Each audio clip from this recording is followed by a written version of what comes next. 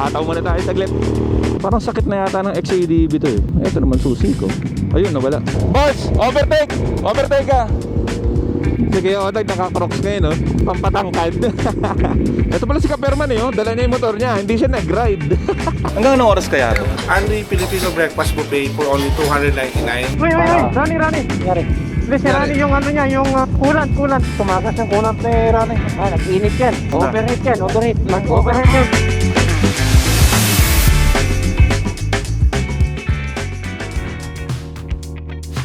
What is up guys? Dubi Moto here. Another day, another ride. For today's episode no, simpleng breakfast ride lang tayo papunta sa Akira Farm Cafe sa may Silang Cavite. So medyo malapit-lapit lang yung biyahe natin, pero magiging masaya to dahil kumpletong grupo, dahil parang mga nasa 30 yata kami. So time check tayo no, 6:46. Ang daan namin is dito sa may Daang Reyna, Villar City, hanggang makaabot kami ng Aguinaldo. So yun, rolling na tayo. Time check 6:49 na ng umaga. Medyo maaga tayo ngayon. Pupuntahan natin nga is yung Akiro, tulad ng ginawa natin nung last episode natin, kung worth ba yung ride natin papunta dito. So maghahanap tayo ng mga magagandang breakfast destination para doon naman sa mga manonood natin, no? Meron na kayo agad kayong pupunta, no? Meron na kayong idea kung ano yung mga pwede nyong puntahan pag gusto nyo mag breakfast ride. So papunta dito sa Akiro Farm. Actually meron sa may GMA, which is parang 9 pa yata nagbubukas. Etong pupuntahan natin is yung dito sa may Silang Cavite. Short ride lang. So meron tayong 45 minutes sa biyahe, 44 kilometers. Woo! Hataw muna tayo saglit.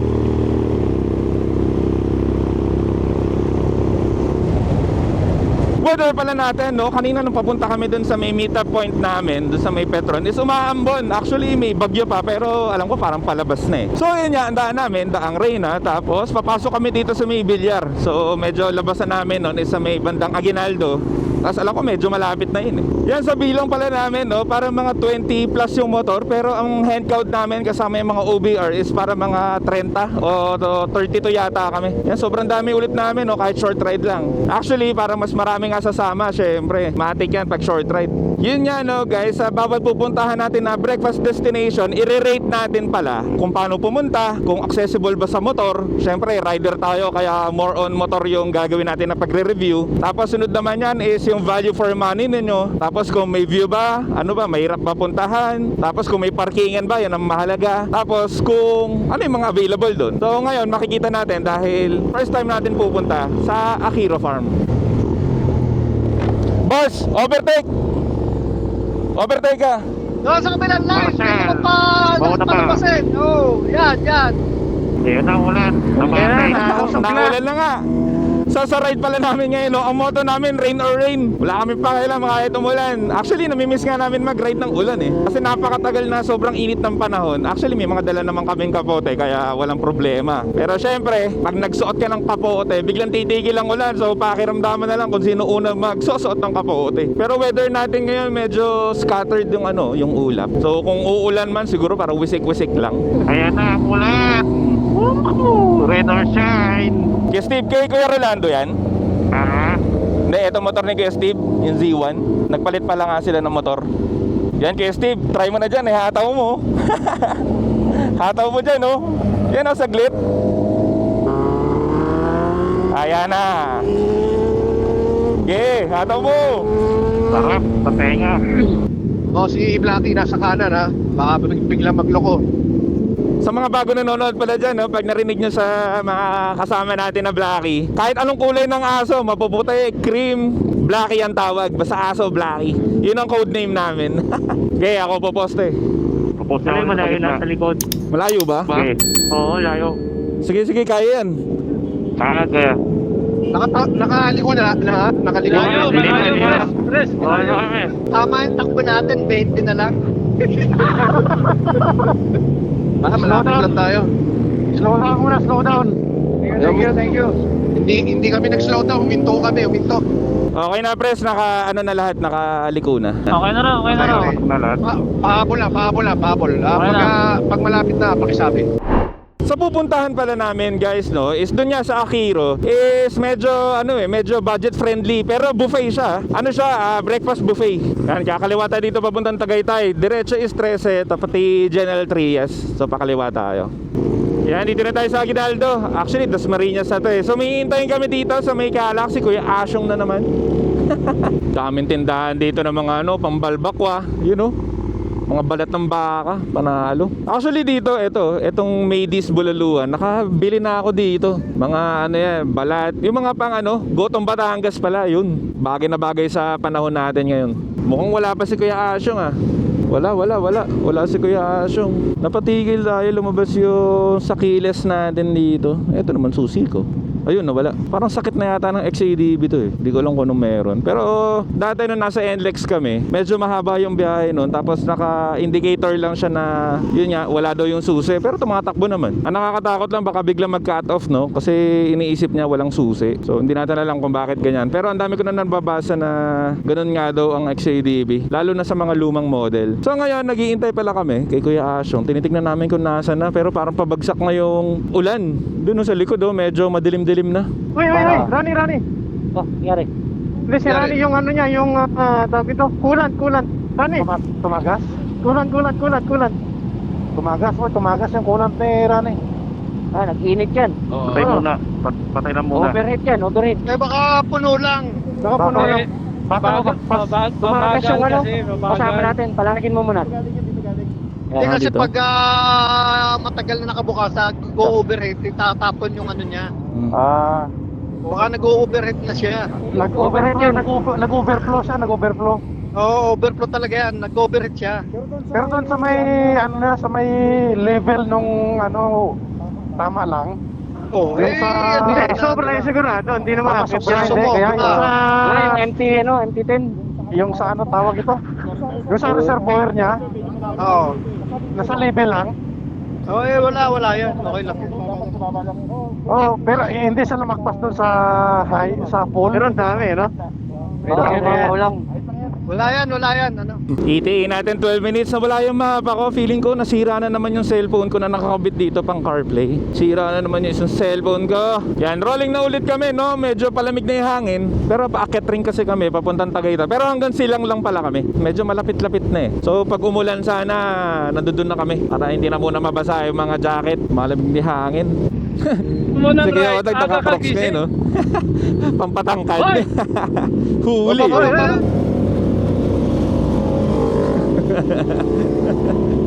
Ano, malamig na. Ulan, Ano kasi ang patak?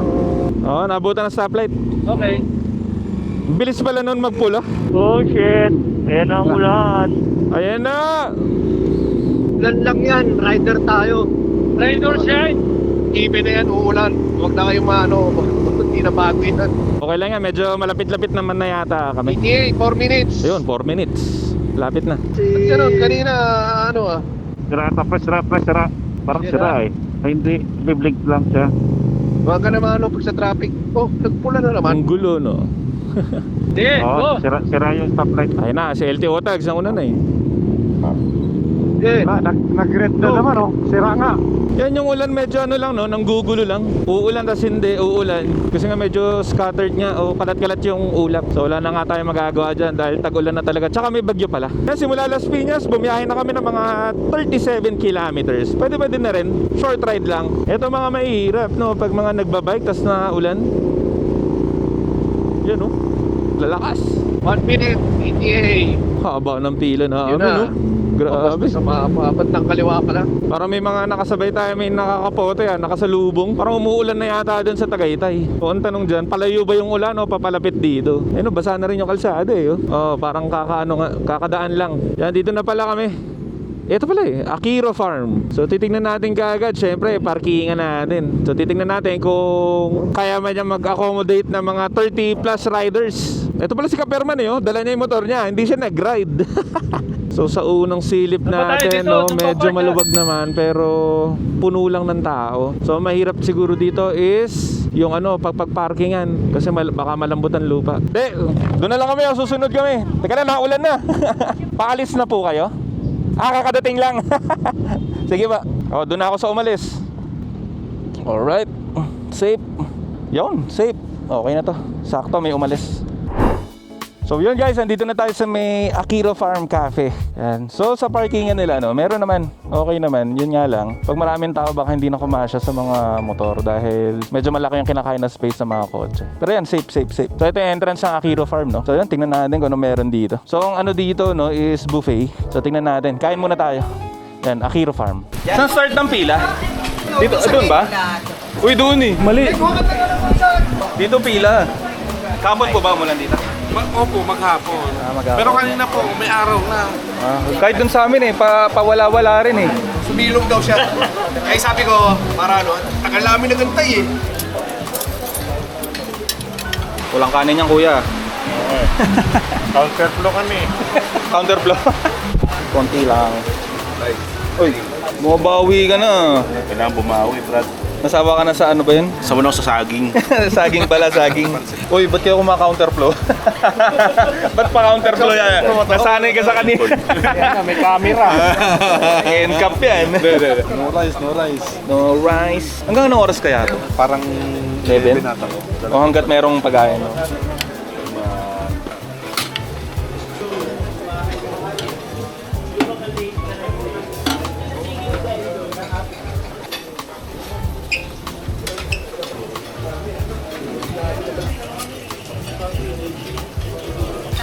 Yun, oh. Kain muna. Magkano daw dito, Kuya Boyet? 299. Sa tingin mo, sulit na ano? Pwede na, no? So yun naman, oh. Dami, oh. Jam pack. Yun.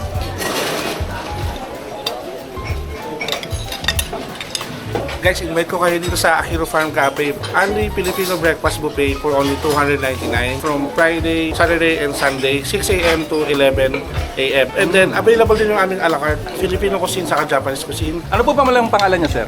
Mark po. Yan, si Sir Mark, shoutout yun. So yun nga, 299 lang hanggang 11. So, kain muna tayo. Magkano per meal? Tama. Ito ba halagang baka 300 na to eh. Yung corn silog, magkano corn silog sa tapsihan? Hot silog, long silog, tapos silugaw, with egg. Yung pinumpute nila nasa more than 600 yung kain. Tapos 299 lang. Yan, next natin, prutas. Prutas na mas sarap.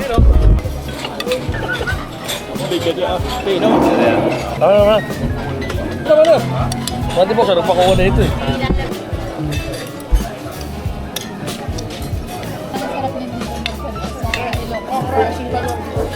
Friday to Sunday. Yun, no? Yun. Ano kaya, Steve? Ano masasabi mo sa motor ni Kuya Rolando? Kanina? Dalhin.